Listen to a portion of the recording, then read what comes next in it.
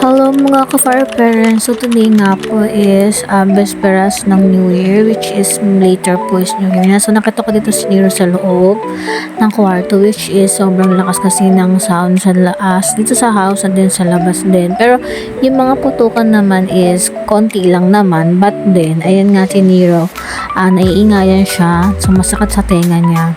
Andito rin si Malia sa loob, so magkasama silang dalawa.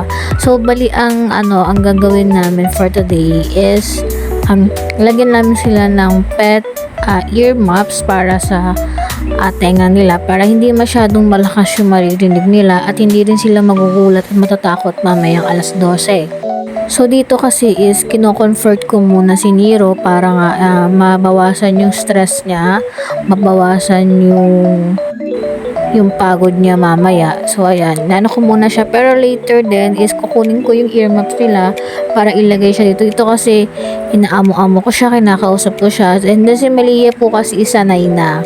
But the good thing kasi dito sa nalipatan namin na house is tatlong house lang dito, so hindi masyadong rinig yung mga putukan, konti lang.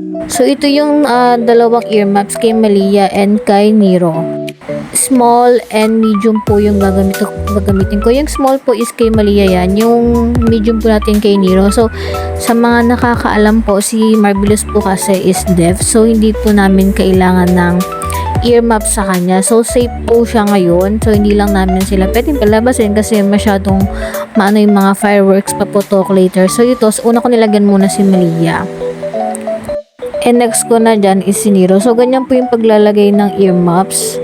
So, ang cute nga niya, black din pala yung nabili namin. Pero actually, matagal na po to. So, every year lang, ganito na yung ginagawa namin. Kesa maglagay kami ng tali sa likod.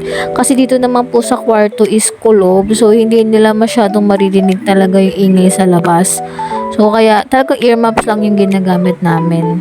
So, ito yung itsura nilang dalawa, si Malia and si Nero. So, ang cute nga nila, ang liit ng ulo nila tingnan. Pero the good thing is, hindi po na-stress si Nero, hindi rin po na-stress si Malia. Kaya kayo, kung hindi nyo alam kung ano yung pwedeng gawin nyo sa mga pets ninyo or any cats or dogs man yan, is binili lang kayo ng earmuffs para sa kanila. So, ito po muna yung vlog namin for today's video, and ito po yung kauna-unahang vlog namin for this 2026. So, as you can see, si Malia po kasi dyan hindi na nakakarinig. Pero si Nero, nababasa niya kasi yung sinasabi ko. And yung body language ko, kung bili niya, pinapagalitan na siya, ganyan, alam niya. So, ayun po. And then, dito is nakapag-picture pa kami. Yan. So, yun lang. Bye!